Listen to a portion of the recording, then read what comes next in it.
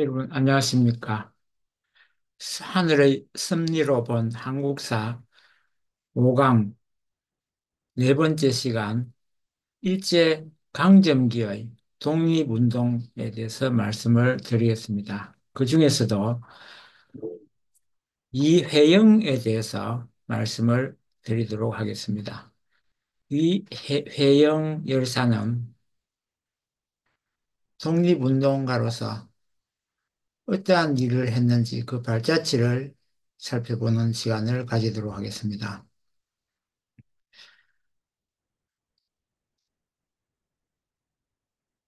이회영은 선조 때 영의정 이항복의 10대 손, 영조 때 좌의정 이태좌의 6대 손, 영조 때 영의정 이종성의 5대 손이고 고종 때 우찬성, 이조 판서 등을 지낸 이유성의 아들입니다. 어렸을 때 한학을 배우며 자랐으나 성인이 되고 개화사상을 접하면서 개신교 감리회로 개종을 하였습니다. 젊은 나이에 청상 과부가 된 누이 동생을 친정으로 불러들인 뒤 급사했다고 속이고 개가시키기도 했습니다. 조선시대 여성의 덕목은 부군에 대한 절개이고 방가의 규수라면 이러한 잣대는 더욱 엄격했습니다. 하물며 명문가 중 명문가였던 우당의 가문이라면 상상조차도 할 수 없는 일인데 태풍이라고 여기고 실제로 행동했던 우당의 선진적인 면모를 볼 수 있습니다. 대한제국때 애국 계몽운동을 벌였으며 신민회에 참여하였는데 이는 훗날 만주 독립 기지 건설과 연관이 됩니다. 1910년 8월 국권이 강탈당하는 경술 국치를 당하자 같은 해 12월 30일 이회영 육형제와 가족 와 함께 해방시킨 노비까지 약 60명이 압록강을 건너서 전 재산을 처분하게 되는데 이때 마련한 자금이 당시 돈으로는 약 40만 원이었습니다. 당시 민족계 은행 3개, 즉 천일은행, 한성은행, 한일은행의 납입 자본금이 32만 5천 원이었으니 이회영 일가가 처분한 재산은 최소한 은행 3개를 설립하고도 남는 금액이었습니다. 1969년 월간 신동아에서는 이를 600억 원으로 추산하기도 했습니다. 그러나 이것조차 이회영 일가가 소유했던 토지의 실질 가치가 제대로 반영되지 않는 수치입니다.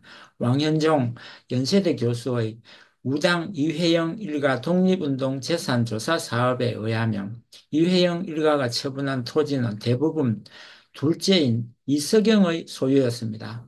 처분한 토지가 726필지에 266만 8,335평입니다. 2015년도 공시지가로만 해도 2조 원이 넘는다고 하는데 보통 실거래가로 생각한다면 이보다 아마 두세 배는 더 많을 거라고 생각합니다. 이후 현지의 한인단체 경학사와 신흥강습소 건립에 참여했고 국내 연해주, 상하이 등의 독립운동 조직에도 다수 참여하였습니다. 서간도 지역 한인단체는 사실상 이회영 일가의 재력으로 유지된 셈입니다. 1918년 미국 대통령 우드로 윌슨이 민족 자결주의를 제창하자 이에 영향을 받은 이회영은 동지들과 의논하여 고종의 7번째 해외 망명을 시도하였습니다. 그는 차남 이규학을 고종의 조카딸인 조계진과 결혼시키고 이를 기화로 궁궐에 취하였습니다. 고종에게 망명 의사를 타진하고 승낙까지 받았으며 이때 전 내무 대신 민영달이 망명 자금으로 5만 원을 지원하였습니다. 베이징에 있던 동생 이시영은 고종이 거처할 행궁을 준비하고 있던 차였습니다. 그러나 1919년 1월 고종이 갑작스럽게 성화하여 망명 계획은 실패하고 말았습니다. 이는 일제의 독살로 유력하게 추정되는 바입니다. 대개 무장투쟁파들이 그렇듯 초기에는 대한민국 임시정부에서 이회영은 이시영과 함께 활동했고 내부 분열 시 조정하는 역할을 맡은 적도 있으나 1921년 노선 불만의 문제로 합류하였습니다. 이후 만인의 자유와 권리를 외치는 아나키즘 사상에 심취하여 남화 연맹 등의 아나키스트 독립운동가 단체를 결성하는 데 큰 역할을 했습니다. 아나키스트란 무정부주의자를 말하는 것인데 무정부주의적인 그런 부분에 독립운동가들이 참여한 예가 사실은 많았던 것입니다. 그리고 이회영 자신은 임시정부 수립을 처음부터 좀 회의적으로 봤습니다. 그 까닭은 임시정부 같은 조직이 있으면 대통령이니 국무총리니 하면서 지위를 놓고 독립운동가들이 감투싸움을 하게 될 것이라고 생각했기 때문입니다. 그런데 그게 결국 사실이 되어 버렸습니다. 1920년대 후반부터 아나키즘 활동을 본격화하였으며 백정기 등과 함께 항일 구국연맹, 흑색공포단 등을 조직하기도 하였습니다. 만주 지역의 독립군과 연계하려는 움직임을 보이기도 했는데 김좌진 장군과 면담한 기록이 남아있다고 하며 반응은 좋지 않게 보는 편이었다고 합니다. 1932년 만주에서 활동을 벌이기로 계획을 하였으나 다른 독립운동가들은 거의 좋은 반응을 보여주지 못했습니다. 이회영은 이에 굴하지 않고 중국 다롄 지역에 거점을 만들려 했으나 밀정들이 이회영이 다롄에 온다는 사실을 미리 일본 영사관에 알려서 체포당했고 결국 4일 만에 고문으로 옥사하였습니다. 이후 이회영의 아들 이규창이 아버지를 죽게 한 밀정들을 추적한 끝에 이규서와 연충렬이라는 사람들이 이회영이 다롄으로 간다는 사실을 밀고 한 밀정들임을 밝혀냈습니다. 이 규서는 이회영의 둘째 형 이석영의 차남이었고 연충렬은 연미당의 동생이자 음항섭의 처남이었습니다. 이 규서는 이규창 입장에서는 사촌지간이었던 것, 이규창은 용서하지 않고 이규서와 연충렬을 처단하였습니다.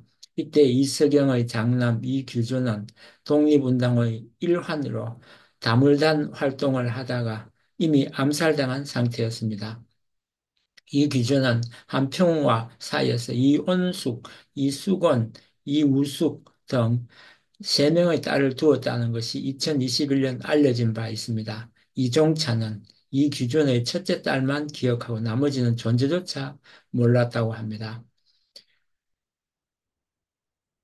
이회영의 재산은 독립운동 8년 만에 바닥이 나 아들 이규창의 자서전에 따르면 일주일에 3번 밥을 하면 운수가 대통이라고 할 정도로 궁핍한 생활을 했다고 하니 국외 독립운동이란 것이 얼마나 힘들었는지를 보여줍니다.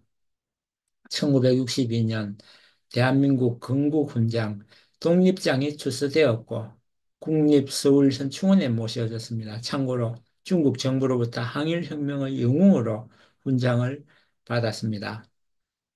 일제강점기의 독립운동은 이러한 민족 정신을 계승하여 주권을 회복하기 위한 절실한 노력의 연속이었습니다. 유해영, 안중근, 유관순 열사의 수많은 독립운동가가 한민족의 독립과 평화를 위해 목숨을 공의롭게 바쳤습니다. 이회영은 명문가에서 태어나 기독교를 받아들인 신실한 신앙자이자 일제강점기 독립운동가로 하나님의 뜻을 받들어 조국의 독립을 위해 헌신했습니다. 그는 항일 의병을 위한 자금을 후원으로 시작한 것을 시작으로 집안의 노비 모두를 면천시키고 형제들과 함께 만주로 이주하여 독립운동을 적극적으로 펼쳤습니다. 진흥무관학교를 설립하고 독립군을 조직하는 데 큰 역할을 했던 것입니다.